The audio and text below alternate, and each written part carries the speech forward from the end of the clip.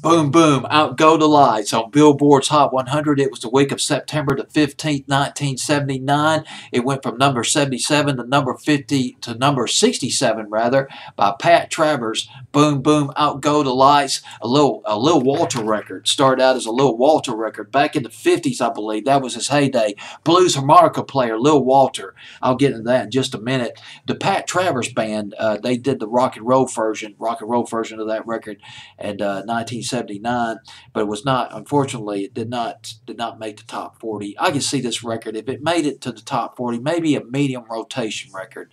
But it's just such a great. It's a rock and roll blues record, is what it is. It's a boogie woogie. Got that boogie woogie influence in that song as well. Pat Travers from Canada. He saw Jimi Hendrix perform in Ottawa when he was 12 years old. And that was it for Pat Travers. Man, I want to play like Hendrix. I want to play like Hendrix so bad. Learned how to play the guitar.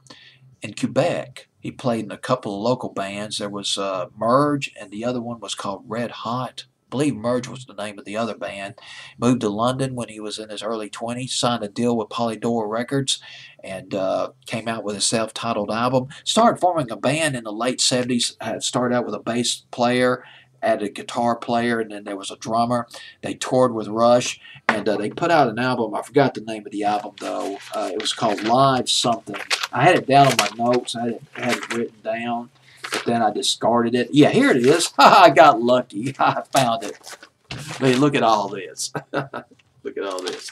Live, Go For What You Know. That's the name of the album. And boom, boom, out go the lights.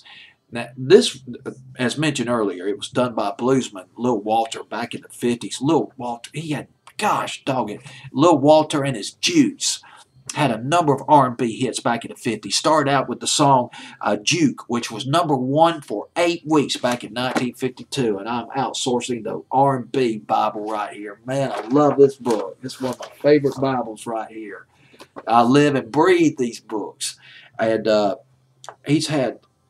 Lil Walters had about 15 R&B hits in the 50s, from 1952 all the way to 1959. He's considered a legend, particularly as he could play the harmonica real good.